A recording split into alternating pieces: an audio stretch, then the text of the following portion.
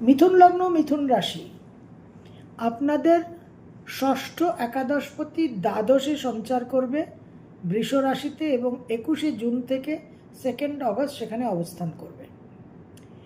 তো দ্বাদশে মঙ্গল, এই মঙ্গল আপনাদের ষষ্ঠ ভাবকে ডাইরেক্ট দৃষ্টি প্রদান করবে, অর্থাৎ কর্মভাবকে, রোগ, রিপু, ঋণ এবং কর্মভাব।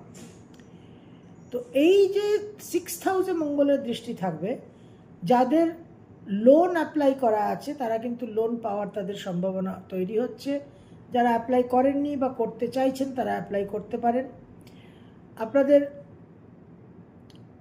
রোগ ব্যাধি, শরীর স্বাস্থ্য, এই জায়গায় আপনাদের কিন্তু সাবধান থাকতে হবে, কারণ এই সময় আপনাদের লগ্ন রাশির অধিপতি গ্রহ বুধের কিন্তু একটা রেট্রোগ্রেড ফেজ চলবে। তো সেই সময় কোনো রকম চোট, আঘাত, অ্যাক্সিডেন্ট, নার্ভ রিলেটেড সমস্যা, এগুলো কিন্তু হওয়ার সম্ভাবনা থাকছে। কর্মক্ষেত্রে যারা প্রার্থী, যারা কর্ম পরিবর্তন করতে চাইছেন, আপনাদের কিন্তু কর্মক্ষেত্রে আপনারা শুভফল আশা করতে পারেন। কিন্তু রোগ ব্যাধি, হেলথের দিকটা বিশেষভাবে খেয়াল রাখবেন। এই মঙ্গলের দৃষ্টি থাকবে আপনাদের 3rd হাউসে, সুতরাং একটা পরাক্রম, একটা বাহুবলী ভাব, একটা কনফিডেন্স, এই জায়গাগুলো কিন্তু আপনারা এক্সপিরিয়েন্স করবেন। কিছু শর্ট ট্রাভেল, কিছু কাছাকাছি ভ্রমণ, কোনো কিছু যদি শিক্ষা প্রশিক্ষণ নিতে চান, ধরুন গাড়ি চালাতে শিখতে চাইছেন বা কোনো রকম হার্ডওয়্যার কম্পিউটার কোর্স করতে চাইছেন, এই সমস্ত কোনো ট্রেনিং নিতে চাইছেন, এগুলো কিন্তু আপনারা এই সময় অবশ্যই করতে পারেন।